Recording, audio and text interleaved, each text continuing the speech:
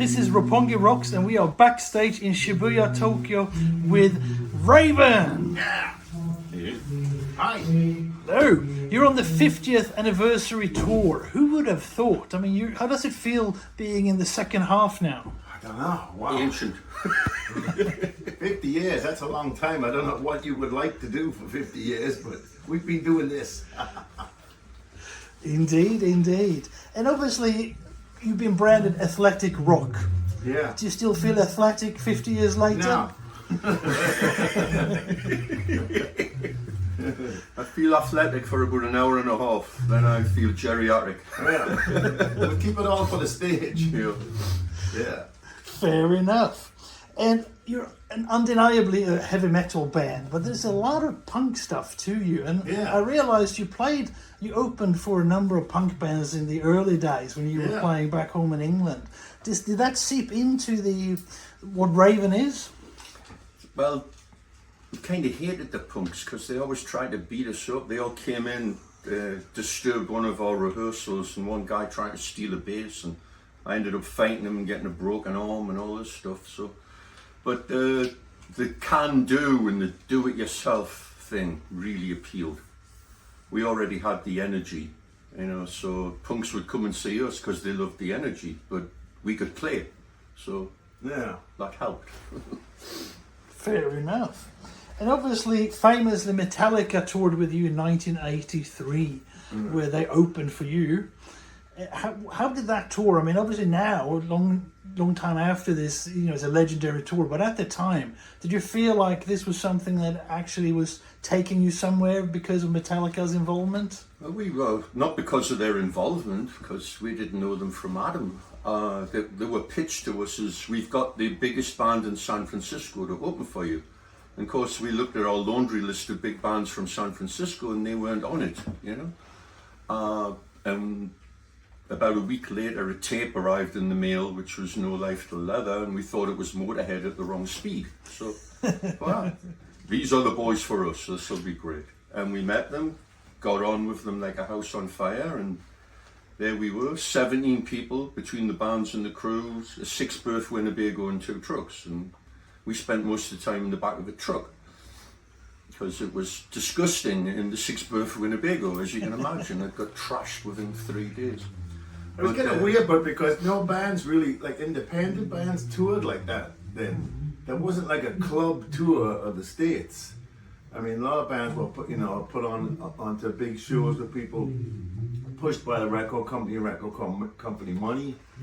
So to do this was kind of like a real Rambo kind of way of doing it. And obviously some of the dates were like bizarre. I mean, we played in places that you've never heard of, like Tyler, Texas, and Old Knob, Arkansas. yeah, As one does.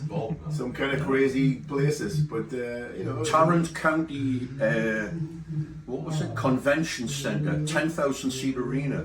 I hear you boys just sold out Madison Square Garden. Like, oh yeah, sure.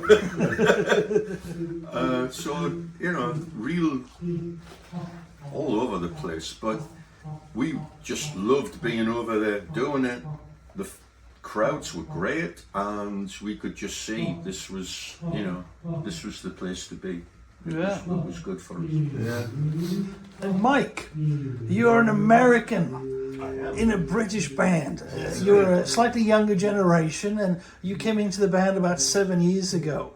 And obviously you're in a brilliant metal band and you're a brilliant drummer, but how do you cope with the British sense of humor and all the antics that never seems to stop? I ignore them completely because I can't understand anything they're ever saying, and it works out. It works out great. No, I mean, yeah, sure, they'll oftentimes quote things that they watched on the 3 channels they had in, whatever, in the 70s, and I know nothing about that, but somehow musically it works. That's the thing that makes He didn't study English history, unfortunately. Yeah, not at all. Uneducated. Monty Python. Uneducated. Back in the Plantagenets had a TV show called... Fair enough. And we're in Japan. You came here first time in 1995 to play. You recorded a live album then. And then also a few years later when the Walk Through Fire album came out, after you had a bit of a break after your accident. Right. The King Records was the one who backed you before he was backed by anyone else, and obviously King Records are still here with you today. Yes, very nice. And so Japan seems to have an important part of the Raven story. Yeah.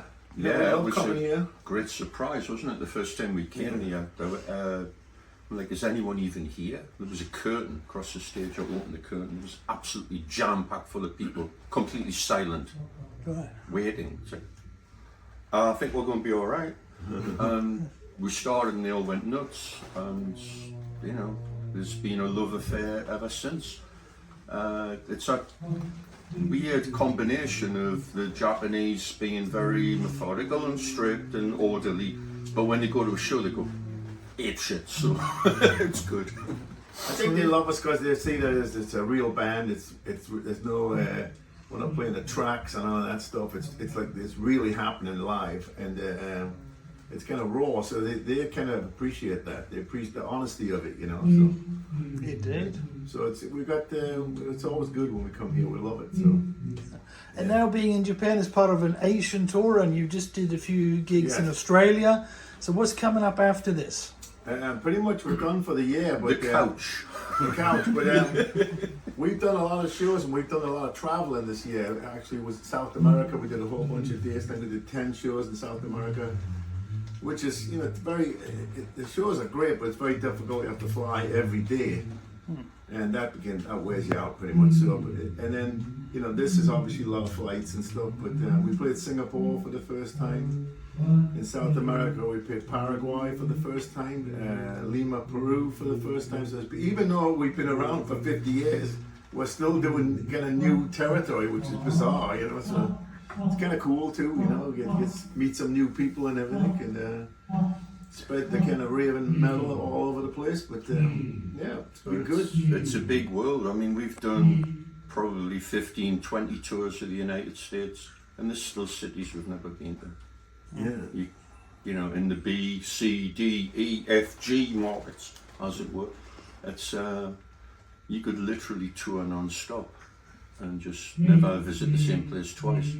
And consequently, there's countries, you know, Eastern Bloc stuff. We haven't done a lot there. We'd really love to do more of that. So It's the beginning of the second half now, right? Yeah, that's kind of right. what it is.